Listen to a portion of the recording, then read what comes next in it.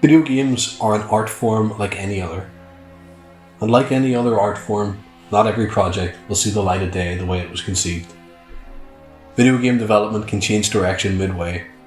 Quake, for example, morphed from a Dungeons and Dragons influenced action RPG into the Doom-inspired shooter that we came to know, while Devil May Cry began life as the next iteration of the Resident Evil franchise. Sometimes, a lengthy development cycle leaves a game having to reinvent itself to stay current again, giving rise to belated releases like Duke Nukem Forever, or its initial pitch reached too high, too far to be developed in a realistic fashion, such as the perennial delays in titles like Star Citizen or Chronicles of Valeria. And sometimes, even when hurdle after hurdle has been surmounted, the game will be cancelled before release, falling at the last obstacle, lingering as lost media forever. One such title was the PlayStation game Thrill Kill, a revolutionary fighting game that fell victim to its own buzz and attention.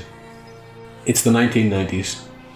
Like home video in the 1980s, video gaming has grown increasingly dominated by over-the-top violence, blood and guts supplementing the increased hardware capabilities of home consoles throughout the decade.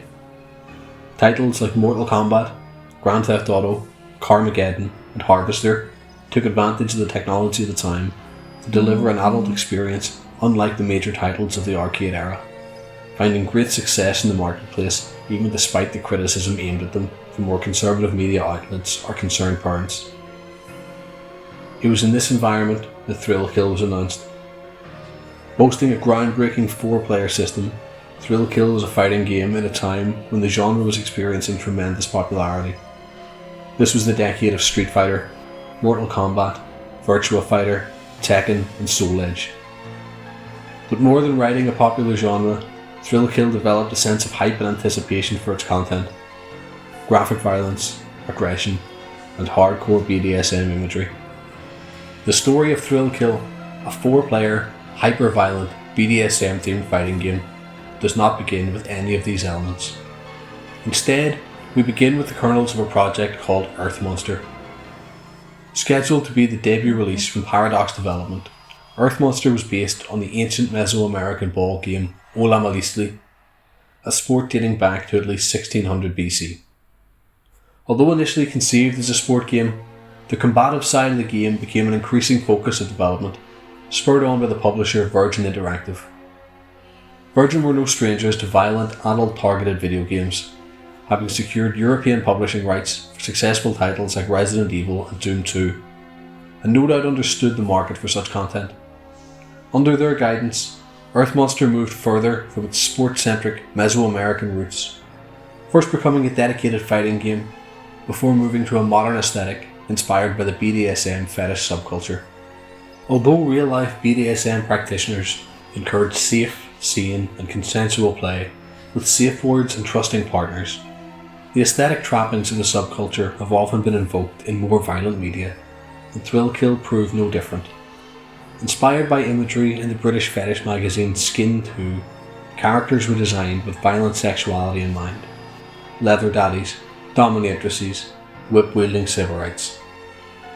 Rounding this out were additional characters dabbling in violent taboos like cannibalism and torture, or exploitative takes on dwarfism and conjoined twins.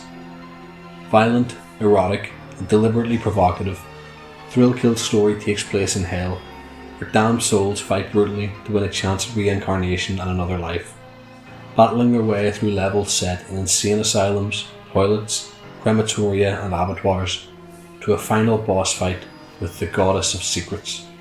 While its aesthetic trappings were clearly a key selling point, Thrill Kill's gameplay was innovative within its genre too. Instead of relying on the traditional gameplay loop of attacking an opponent until their character's health bar depleted, attacks instead filled the kill meter of the attacking player, which when full enables a special Thrill Kill move, which kills the opponent instantly. This was designed to encourage aggression, as the designers felt that other fighting games mechanics encouraged defensive play and blocking attacks, and instead sought to present an interface which would push gameplay forward proactively. This was coupled with a 4-player combat system, with fights being 4-player free-for-alls rather than the traditional one-on-one presentation. Outside of the AI opponents in the game's single-player mode, this was supported by the use of the multi-tap accessory, which enabled the PlayStation console to register additional controllers above the two it could natively support.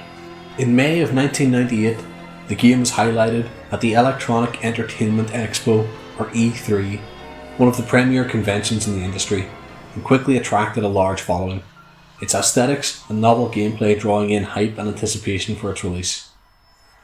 Virgin Electronics planned an advertising strategy around the game's controversial content, intending to ship copies of it to outlets which were vocally opposed to its release.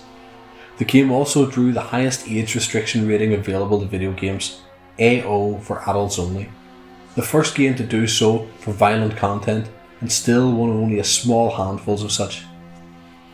Industry reports anticipated sales worth several $1 million, and the game was slated to be released in October 1998, with a sequel already being planned out under the potential title S&M.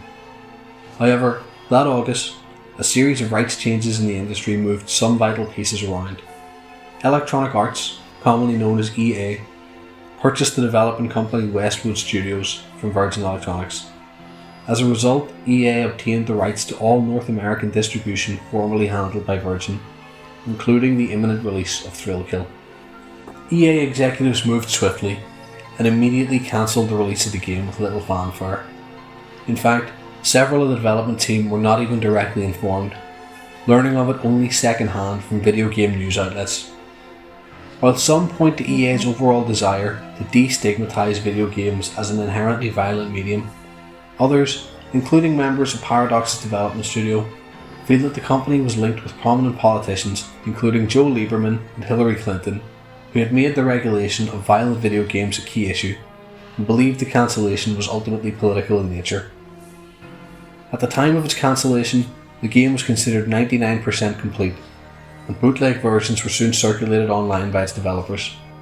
Although the game to this day has never seen an official release, it exists in a grey area, with ROMs circulating freely in the 2 decades since its untimely demise. Thrill Kill's legacy is twofold. Ultimately, there is the legacy of the game and of the story of the game. On the former front, the game's DNA lived on, propagating itself in the background. Paradox were able to use the game engine for future projects, including the 1999 release Wu-Tang Shaolin Style, a game which came censored out of the box and required an additional code input in order to see all of its programmed blood and violence, evidently a hangover from the Thrill Kill controversy. A revised version of the game engine, not focused on the 4-player combat, was also used for future Paradox titles, allowing the studio to continue to operate despite the loss of such tantalising revenue from the outset. Its legacy also endures as a symbol of its time, of video game excess and the celebration of violence, but also of heavy-handed censorship and moral crusading. It seems that whichever side of the debate you fall on, the tale of Thrill Kill is emblematic of the worst elements of the other side, and as a result, perhaps it has endured longer in death than it ever would in life.